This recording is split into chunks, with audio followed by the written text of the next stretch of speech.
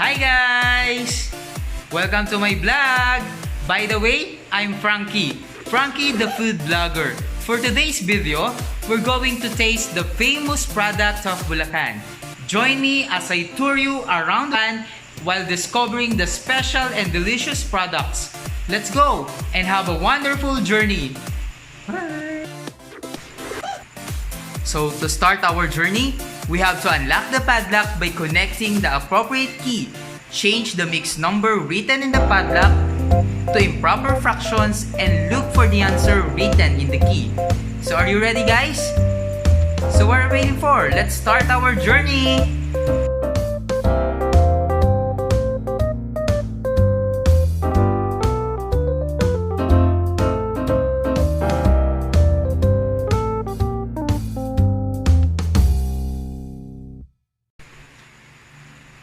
Very good guys! All of you really did a great job. Let's start our matsarap na paglalakbay sa lalawigan ng Bulacan.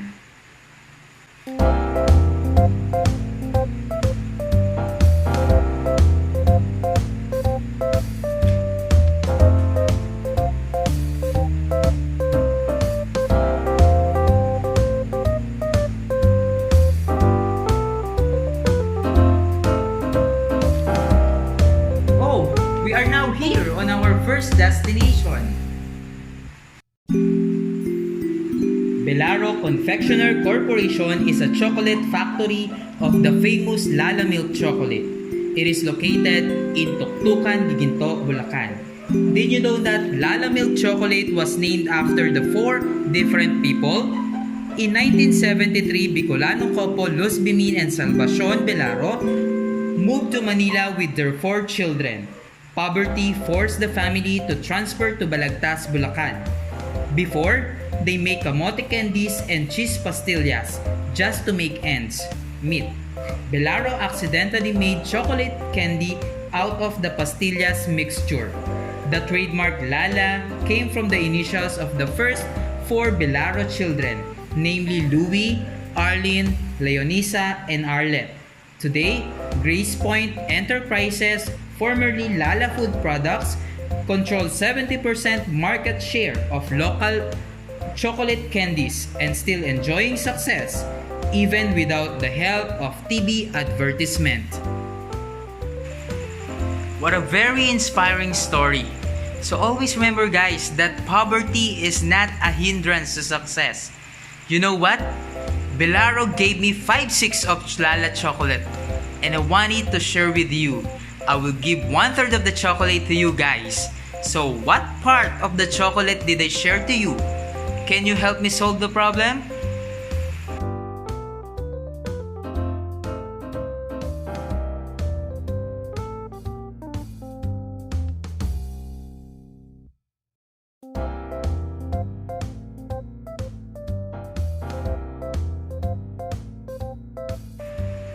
Step number 1. Understand. It comprises 2 questions. What is asked in the given problem and what are the given facts? First, what is being asked in the problem? Very good. What is being asked in the problem is part of the chocolate did I share with you? What are the given facts in the problem? We have 5/6 of Lala chocolate and 1/3 of Lala chocolate. Step number 2. Plan. It comprises 2 questions. What is the operation to be used and what is the number sentence? So what do you think is the operation to be used? Great! The operation to be used in order to solve the problem is multiplication. You can now formulate the number sentence.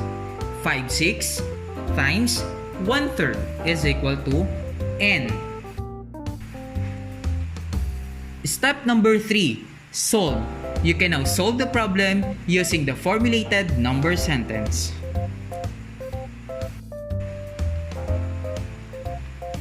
Do you know how to multiply fractions?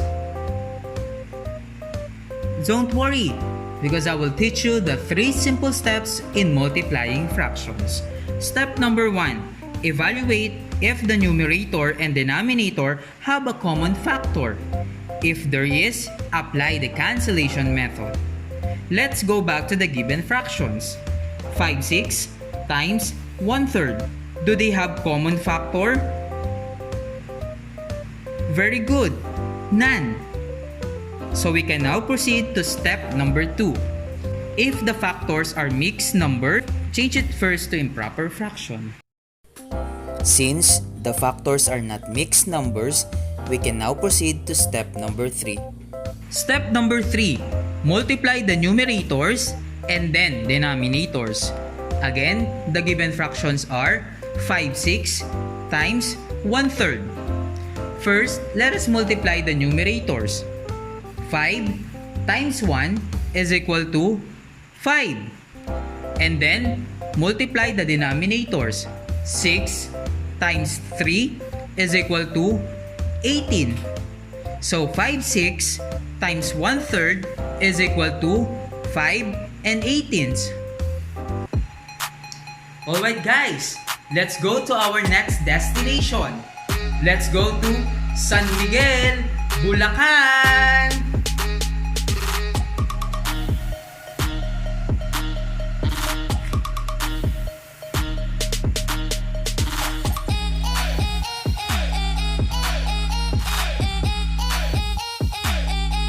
Welcome to San Miguel, Bulacan, the origin of the delicious pastillas de leche.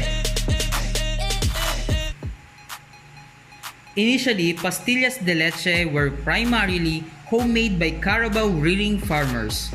A small-scale industry on the food product soon grew, with pastillas made from either Carabao or cow milk, or both. Refined sugar and calamondin juice are also added during the pastillas making process. In fact, San Miguel, Bulacan has been celebrated Pastillas Festival every May since 2006.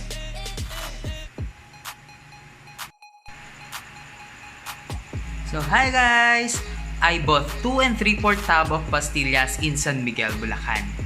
We ate 2/4 of it. How much pastillas did we eat? Can you help me solve the problem?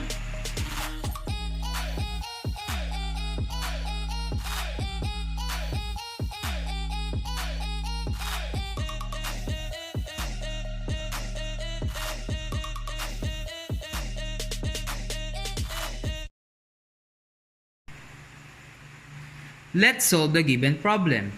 Step number 1. Understand. It comprises 2 questions. What is asked in the given problem and what are the given facts? First, what is being asked in the problem? Very good. How much pastillas did we eat? What are the given facts in the given problem? We have 2 3/4 tub of pastillas and 2/4 of pastillas. Step number 2.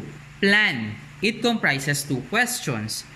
What is the operation to be used and what is the number sentence? What do you think is the operation to be used in order to solve the problem? Very good. Multiplication. Next, you can now formulate the number sentence. 2 3/4 times 2/4 is equal to n. Step number 3. Solve. You can now solve the problem using the formulated number sentence. Again, let us recall the steps in multiplying fractions. Step number 1. Change the improper fractions into mixed numbers. Let us go back to the given fraction. 2 3/4 times 2/4. Since 2 3/4 is a mixed number, we're going to change mixed number into improper fraction. To change mixed number into improper fraction, we have to multiply the denominator by the whole number and add the numerator. Let's do it. 4 times 2 is equal to 8 plus 3 is equal to 11. And then copy the denominator, 11/4. Step number 2. Evaluate if the numerator and the denominator have a common factor. If there is, apply the cancellation. 11 fourths times 2 fourths. Do they have common factors? Yes, very good. 4 and 2 are both divisible by 2. So let us divide both by 2. 2 divided by 2 is equal to 1. 4 divided by 2 is equal to 2. We can now proceed to step number 3. Multiply the numerators and then the denominators. So first, let us multiply the numerators. 11 times 1 is equal to 11. 2 times 4 is equal to 8. So the answer is 11/8. Step number 4. Express your answer to its lowest term. If the answer is an improper fraction, change it into mixed number. 11/8 is an improper fraction. So let us change 11/8 into mixed number.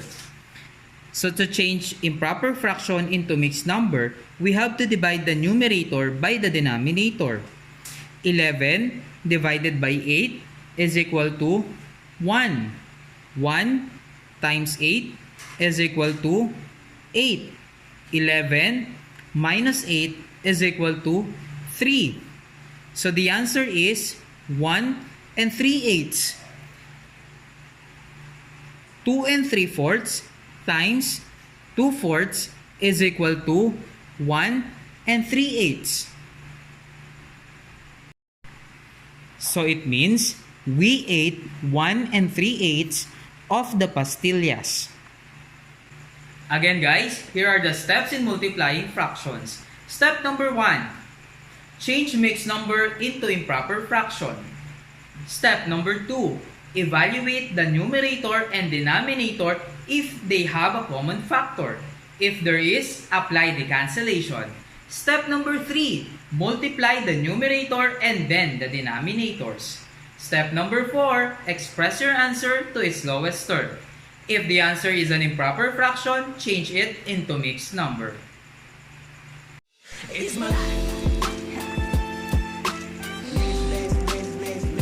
So that's all guys. I hope you enjoy our matsarap na paglalakbay sa lalawigan ng Bulacan. Again, I am Frankie, the food vlogger. Don't forget to like, subscribe, and share, and hit the tiny bell button for more food vlogs. Bye-bye!